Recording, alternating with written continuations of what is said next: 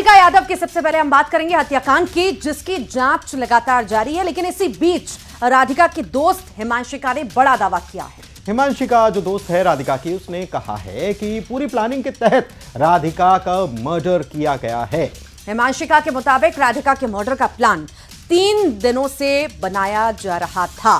राधिका के पापा उसे मारने के लिए पिस्टल लेकर आए और फिर पूरी प्लानिंग के तहत राधिका के भाई को बाहर भेजा गया और उसकी मां को किसी और कमरे में रखा गया। यह बयान उसने खुद दिया।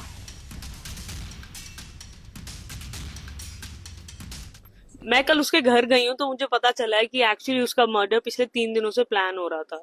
एंड वहां जाके मुझे ये चीज पता लगती है कि उसके डैड एक्चुअली 3 दिनों से उसकी डेथ प्लान कर रहे थे। इन्हों रिवॉल्वर लेकर आए थे एंड बस उसकी मॉम को दूसरे कमरे में रखा था। उसके भाई को किसी बहाने से बाहर भेज दिया गया था।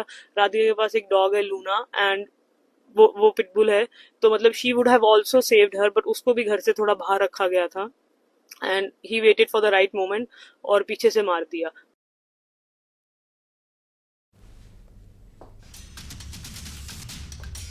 और इससे पहले भी राधिका यादव की दोस्त हिमांशिका सिंह राजपूत का बड़ा खुलासा सामने आया था। हिमांशिका सिंह राधिका और उसके माता पिता के व्यवहार को लेकर चौंकाने वाले खुलासे वो कर चुकी है। हिमांशिका ने यह दावा किया कि राधिका को घर में घुटन होती थी, घर में राधिका पर बहुत सारी पाबंदियां रहती थी।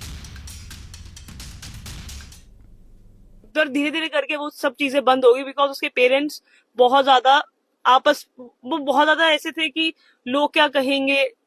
उनके पास हमेशा से ही सोसाइटल प्रेशर बहुत ज्यादा था और वो हमेशा से ही ऑर्थोडॉक्स थे। मतलब वो रोका टोकी हर चीज में रहती थी। मतलब मैं और राधिका हमने I think we started playing in back 2012 या 13 में।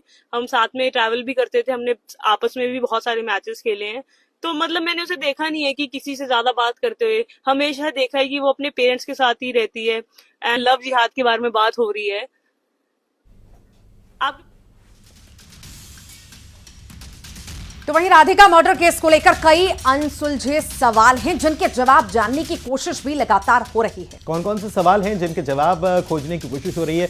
तो सवाल यह है कि बेटी को नेशनल प्लेयर बनाने वाले पिता ने आखिर उसे मार क्यों डाला? एकेडमी खुलवाने वाले पिता ने एकेडमी बंद करने को आखिर उसे क्यों कहा?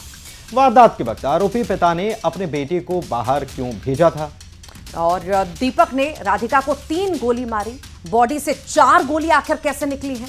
इसके अलावा क्या आरोपी दीपक यादव की कुछ छुपाने की कोशिश भी कर रहा है?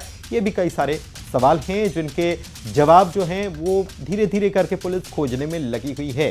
हालांकि इस मामले में एक तथ्य और सामने आया है, वो बताना ज़रूरी है कि जिस एकेडमी की बात हो रही है वो एकेडमी खुलवाई नहीं गई थी, बल्कि वो रेंट पर, वो किराए पर एकेडमी लेकर लोगों को ट्रेन करने का काम करती थी। ये बात भी सामने आ चुकी है। और चलिए आगे बढ़ते हैं कुछ